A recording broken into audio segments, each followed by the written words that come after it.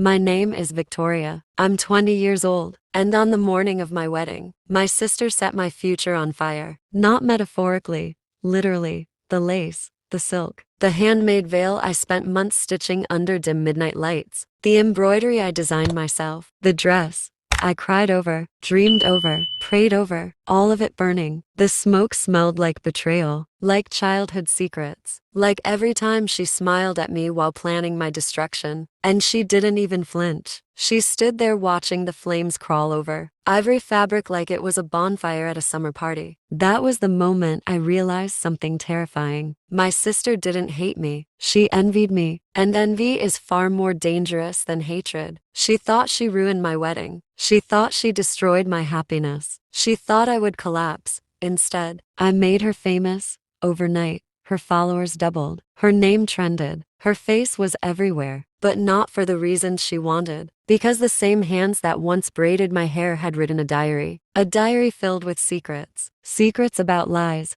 affairs, manipulation, fake friendships. The carefully crafted, perfect girl persona she sold to the world. And I shared every single page. You see, fire destroys fabric, but truth burns reputations. And I made sure the whole world watched her burn. Growing up, my sister, Elena, was the kind of girl people wrote poems about without even knowing her. She didn't just enter rooms, she occupied them. She absorbed the oxygen, bent the attention, collected admiration like it was something she deserved by birthright. I was 2 years younger, and somehow that 2-year gap felt like a lifetime of comparison. At family gatherings, relatives would cup her face and say, "She's going to be something big." When they looked at me, it was softer, polite. And this is Victoria. I learned early that my name didn't echo the way hers did. Elena was beautiful in a sharp, cinematic way. High cheekbones, glossy hair, confidence that felt rehearsed but convincing. I was softer,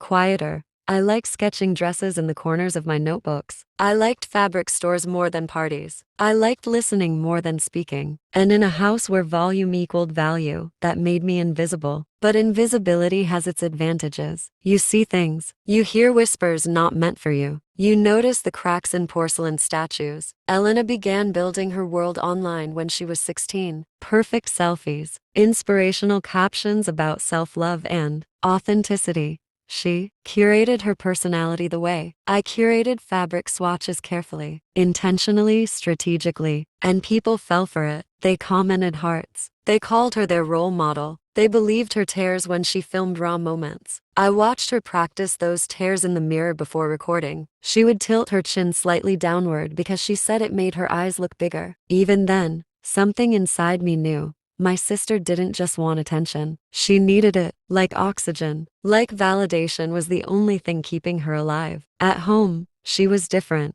restless, competitive. Every achievement of mine felt like a threat she had to neutralize. When I won a local design contest at 17, she threw me a celebration dinner and posted about how proud she was. The caption got more likes than my actual win announcement. Somehow, even my moment became hers. And I let it. Because she was my sister. Because I thought love meant shrinking so someone else could shine. But love shouldn't feel like disappearing. When I met Daniel at 19, I didn't tell Elena right away. Not because I was hiding him, but because I wanted something that belonged only to me. He met me at a small art exhibit, where my dress sketches were displayed. In a corner booth, he didn't ask about my sister. He didn't recognize my last name. He looked at my designs like they were art, not hobby. "You stitched these?" he asked, genuinely impressed. And I nodded, heart racing. He saw me, fully. And when he started coming over, Elena noticed the shift instantly. The way I smiled more, the way I hummed while sewing, the way my confidence stopped apologizing for existing. She was polite to him, too polite. She laughed a little too brightly at his jokes, stood a little too close, asked subtle questions that felt harmless but weren't. "So, Daniel, you've seen Elena's channel, right?" She'd slip in casually, making sure he knew she was the more successful sister. He would smile and say he preferred real-life conversations over curated ones. I remember the way her jaw tightened at that. The first time Daniel told me he loved me, I cried into his chest like I had been holding that emotion my entire life. Not because I didn't think I deserved love, but because I had never felt chosen over my sister before. When he proposed, a year later, under soft golden lights, at the park where we had our first real date, I felt like the universe had finally whispered my name instead of hers. I said yes before he even finished the sentence. And when we told Elena, something flickered behind her eyes. It was there and gone in a second, but I saw it, a shadow passing through sunlight. "That's amazing," she said, hugging me, her arms wrapped around me tightly, too tightly. "My baby sister is getting married." The word baby lingered, not affectionate, diminishing. The weeks that followed were a blur of planning. I decided to design my own wedding dress. Of course I did. It wasn't about money. It was about identity. I wanted to walk down that aisle wearing something that came from my hands. My vision, my patience. Elena offered to document the process for her channel. "It'll be so inspiring," she insisted. "Bride designs her own gown. The internet will love it." I hesitated, but I said yes, because I still believed we were a team. She filmed me sewing late at night. She adjusted the lighting so my skin looked softer. She posted snippets of my progress with captions about sisterhood and creativity. The comments poured in, but something strange happened. People started following me, not because of her, but because of my work. Brands began emailing me directly. Brides-to-be messaged asking for custom designs. For the first time, my talent wasn't background noise. It was the headline. And that's when the air changed. Elena became quieter, sharper. She started correcting small things. "About my wedding, Ivory might wash you out. Are you sure that embroidery isn't too detailed? Simple is safer." Safe. That was always her word. She liked safe admiration, predictable praise. My dress wasn't safe. It was intricate, personal, bold in its delicacy. The night before the wedding, I finished the final stitch. My fingers were sore, pricked with tiny needle wounds, but I felt victorious. I hung the gown carefully in the guest room closet. The fabric shimmered under soft light. It wasn't just a dress. It was proof that I existed beyond her shadow. Elena stood at the doorway watching me, silent, observing. "You really think you're ready for this?" she asked finally, her tone unreadable. I laughed, brushing off the tension. "I've never been more ready for anything." She stepped closer, her hand grazing the edge of the veil. "Just remember," she said softly, "sometimes when one sister rises, the other one disappears." I frowned, thinking she was being dramatic. "That's not how it works," I replied gently. "There's room for both of us." She smiled, and that smile should have terrified me, because it wasn't warm, it wasn't loving, it was calm. Too calm, like she had already made peace with something destructive. That night, I went to sleep dreaming of music, vows, and a future that felt finally fully mine. I didn't know that by morning, the smell of smoke would replace the scent of fresh flowers. And I didn't know that my sister had already decided if she couldn't outshine me, she would burn the light entirely. I woke up before the sun. For a second, everything felt still and sacred. The kind of quiet that exists only on the morning your life is about to change. My heart was racing, but in the soft, hopeful way. Today, I would become a wife. Today, I would walk towards someone who chose me without comparison. I lay there staring at the ceiling, replaying the vows in my head, imagining Daniel's face when he saw the dress. The dress. My dress. The thought made me smile, and then I smelled it. At first it was faint, subtle, like someone had blown out a candle somewhere in the house. I frowned, pushing myself up in bed. The scent grew thicker, bitter, wrong. My stomach tightened. Smoke. I threw the covers off and rushed into the hallway. The air was hazy, gray tendrils curling against the ceiling like ghostly fingers. My pulse began to pound in my ears. "Mom?" I called out. No answer. The smoke was coming from the guest room, from the closet, from where I had hung my future. My legs moved before my mind caught up. I ran. I remember the way my bare feet slapped against the floor, the way my hands trembled as I grabbed the door handle. It was warm.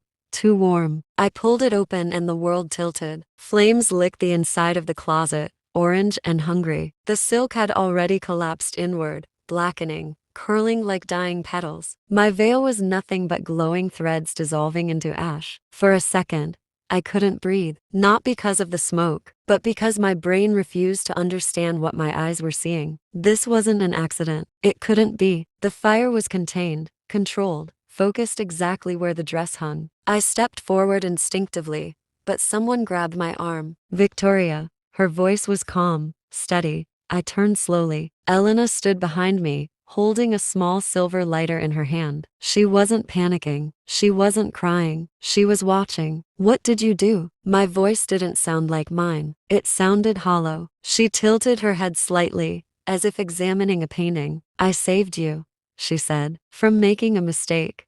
The flames crackled behind us, fabric collapsing into cinders. My knees felt weak. You burned it, I whispered. You burned my dress. She shrugged softly. It was too much, too dramatic. You would have regretted it. My entire body went cold. This wasn't about the dress. This was about control, about erasing something that didn't belong to her. Today is my wedding, I said, each word shaking. Exactly, she replied. And then she smiled. That same calm, terrifying smile from the night before. Something inside me broke. Not loudly, not violently, quietly, like glass cracking under pressure. I lunged toward the closet, grabbing a blanket from the bed to smother the flames. I didn't care about the smoke choking my lungs. I didn't care about the heat biting into my skin. I needed to save something, anything. But it was too late. The embroidery I stitched for months disintegrated under my touch. Threads I had woven with hope crumbled into black dust. Elena stepped back, watching like a spectator at a show she had orchestrated. You're overreacting,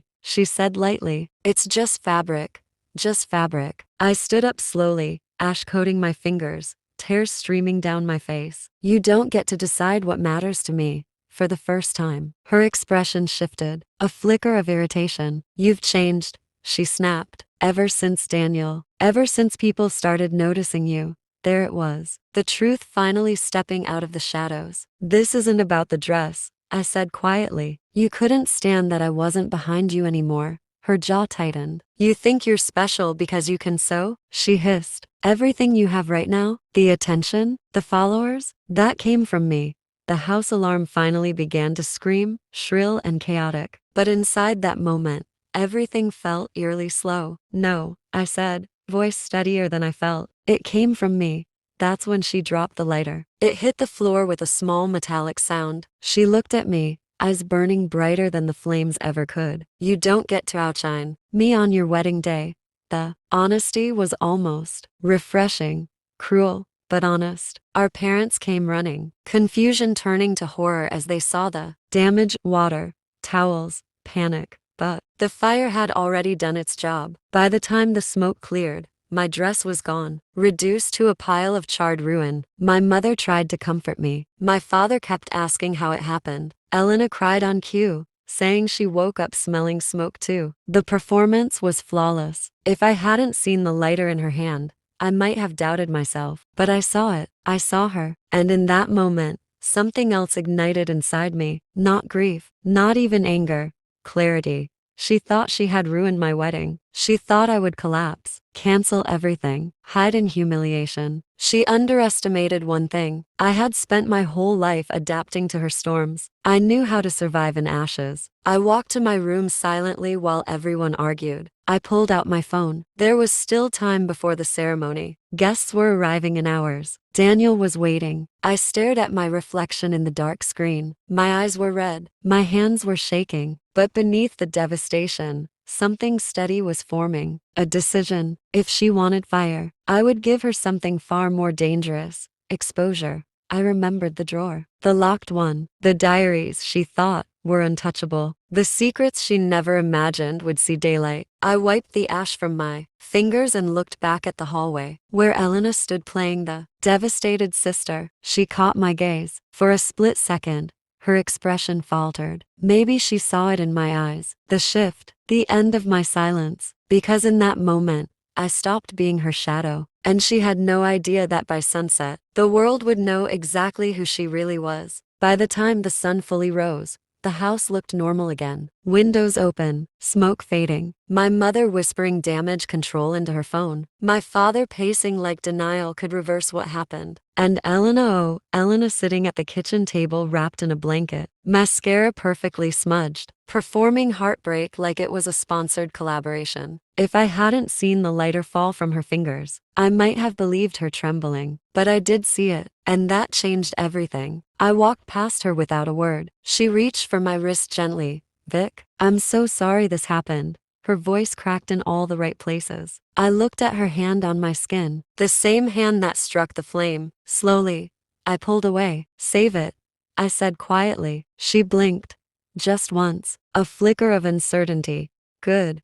I went upstairs to her room. No one stopped me. Why would they? I was the bride in shock, the victim. No one expects the victim to become the executioner. Her bedroom was spotless, curated like a showroom. Soft, neutral tones. Ring light in the corner. Shelves of skincare arranged by color palette. The illusion of perfection lived here. I walked straight to her dresser. Third drawer from the top. Locked. She always thought that tiny brass key hidden inside her jewelry box was genius. She forgot who used to borrow her clothes, who used to sit on that very floor, listening to her practice fake vulnerability. For the camera, I knew her patterns. I opened the jewelry box, found the key taped beneath the velvet lining. Predictable. The click of the lock opening sounded louder than the fire alarm earlier. Inside were 3 leather-bound diaries, dark burgundy, thick, heavy. I hesitated for half a second, not because I doubted my decision, but because once I opened them, there was no going back to being sisters in any traditional sense. Then I remembered the smell of burning silk. I opened the first diary, page after page of slanted handwriting. At first, surface-level complaints, brand frustrations, fake friends. But then it shifted. Names. Specific names. Girls she called best friends online. She's gaining followers too fast. I need to distance myself before she outgrows me. Another entry. Daniel looks at Victoria like she's rare. It makes me sick. My breath caught. I kept reading. If her wedding does well online, I'll disappear. I can't let that happen. The date was 2 weeks ago. This wasn't impulsive. It was premeditated jealousy, calculated sabotage. Further in, darker confessions surfaced. She admitted to leaking rumors about another influencer to eliminate competition. She described flirting with a married sponsor to secure a contract. She mocked her followers privately, calling them desperate for validation. The girl the internet worshipped did not exist. She was fiction, and I was holding the manuscript. My phone buzzed downstairs, messages flooding in from guests asking about final details. I looked at the time. 3 hours until the ceremony. My dress was gone, but the venue was still booked. The guests were still coming, and Daniel still believed he was marrying me today. A strange calm settled over me. Fire had taken my gown, but it hadn't taken my mind. I grabbed my phone and began taking photos. Every page, every confession. My hands moved methodically. Click, swipe, click. The evidence stacked in my camera roll like ammunition. Halfway through the second diary, my door creaked behind me. What are you doing? Elena's voice was tight, not loud, controlled. I didn't turn around. Reading. Silence. Then a small laugh. Those are private. I closed the diary slowly and finally faced her. So was my closet. For the first time that morning, the mask slipped entirely. No tears. No trembling. Just anger. You wouldn't, she said. Not a question. A warning. I stepped closer. You burned months of my life because you couldn't stand not being the center. You don't get to talk about privacy. She searched my face for hesitation. Found none. You ruined me, she whispered. And there it was. Not guilt. Not remorse. Fear of irrelevance. No. I corrected softly. You ruined yourself. I'm just adjusting the lighting. Downstairs, my mother called my name frantically. Probably about the ceremony. Probably about finding a backup dress. Elena's breathing quickened. Victoria, think about what this will do to our family. I almost laughed. You should have thought about that before. Lighting the match. I brushed past her and walked toward my room. She didn't follow. Maybe she knew chasing me would make her look guilty. Maybe she underestimated how far I was willing to go. In my room, I opened my social media. My following wasn't massive, not like hers, but it was growing, and people trusted me. They saw me as the quiet, creative sister, the authentic one. I drafted a post. My fingers hovered over the screen. I could expose everything at once, but no, that would be chaos. This needed precision, strategy. I selected the clearest images, the entries about manipulation, about sabotage, about me. I recorded a short video. No makeup, red eyes, ash still faintly smudged on my sleeve. This morning, I began steadily. My wedding dress was burned in my own home. I won't say by who, but I will say this: sometimes the people who clap the loudest for you are praying you fail.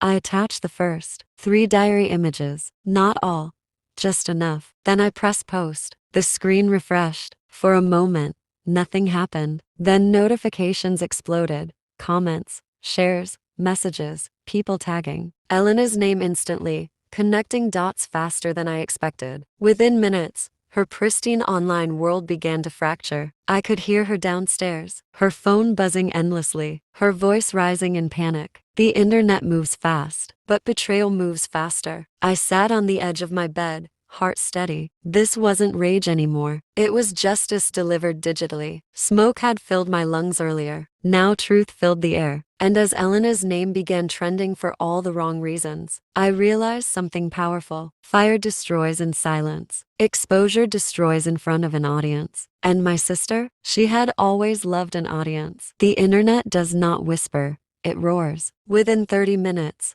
Elena's name was everywhere. Screenshots spread like wildfire, reposted on gossip pages, dissected in comment sections, analyzed in reaction videos. The girl who branded herself as authentic, empowering, unproblematic was unraveling in real time. I could hear her downstairs pacing, her voice sharp and frantic as she called her manager. It's fake. It's edited. She's lying. She kept repeating. But the problem with handwritten confessions is that ink doesn't stutter. And I had posted enough pages to make denial look ridiculous. My phone wouldn't stop vibrating. Messages flooded in from brides, followers, even brands that had once collaborated with her. Is this real? Are you safe? We always knew something felt off. The public doesn't like being fooled. And Elena had built her empire on illusion. I stood up slowly and walked to my mirror. My reflection looked different. Not broken, not defeated, transformed. The girl who once accepted being the background character had just rewritten the narrative. Downstairs, chaos erupted. I walked down calmly, each step deliberate. Elena was in the center of the living room, phone in hand, eyes wide, not crying now, just terrified. Take it down, she demanded the second she saw me. Not please, not sorry, just command. I tilted my head slightly. Why? It's just words, just paper, just like my dress was just fabric. The slap of her palm against the table echoed. You're destroying everything I built, she shouted. And that was the moment I understood fully. She never cared about sisterhood. She cared about supremacy. I walked closer, lowering my voice so only she could hear. You destroyed something I built. First, her manager's voice screeched faintly through her phone speaker. Sponsors were pulling out. Contracts paused. An emergency statement was being drafted. But statements can't erase handwriting. Our parents stood frozen,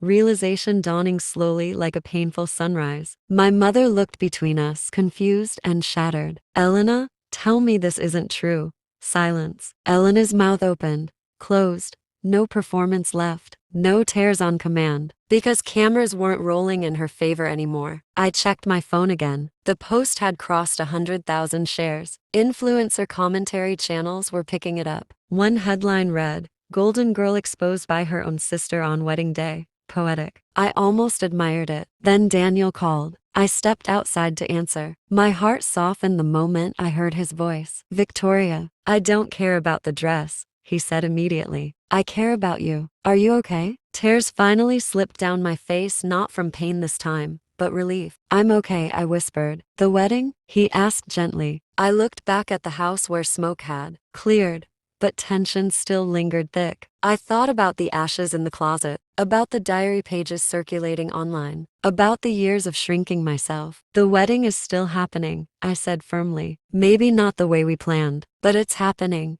And it did. 2 hours later, I walked down that aisle in a simple ivory dress my mother had worn decades ago. No intricate embroidery, no dramatic veil, just honesty. Guests had already seen the chaos online. Whispers filled the venue. Phones discreetly checked under tables. But when Daniel took my hands, none of it mattered. You look stronger than ever, he whispered. And I realized something profound. Elena burned fabric, but she forged steel. After the ceremony, I posted one final update, a photo of Daniel and me, hands intertwined. Caption simple: you can burn the dress, you can't burn the bride. The engagement exploded, not because of scandal, but because of resilience. Brands reached out to me not for drama, but for authenticity, for courage. Within weeks, my design page tripled in followers. Brides requested custom gowns, with a signature, detail-stitched phoenixes hidden inside the lining, a quiet symbol of rebirth. Elena's accounts, meanwhile, bled followers daily. Apology videos surfaced, carefully lit, carefully scripted, but the comments were unforgiving. Trust, once shattered, doesn't glue back seamlessly. It cracks along the fault lines forever. We don't speak anymore, not because I hate her, but because I finally love myself enough not to stand in fire to keep someone else warm. Sometimes people ask if I regret exposing her, if family should be protected no matter what. And I answer honestly, family should protect you first. Betrayal isn't excused by blood, it's magnified by it. The closet has been cleaned, the ashes thrown away, but I kept one thing, a single charred thread from my original dress. I framed it above my sewing table, not as a reminder of loss, but as proof. I survived her worst, and I built something greater from it. Elena wanted to be famous, and she got exactly what she wanted, just not the version she imagined. Because fame, built on lies, collapses under truth, and truth is fireproof. My name is Victoria. I'm 20 years old, and on the morning of my wedding, my sister tried to reduce me to ashes. Instead, I rose. If you believe revenge isn't about destruction but about revelation, if you believe betrayal should never go unanswered, then subscribe my channel Revenge Themes, because some stories don't end in ashes. They begin there.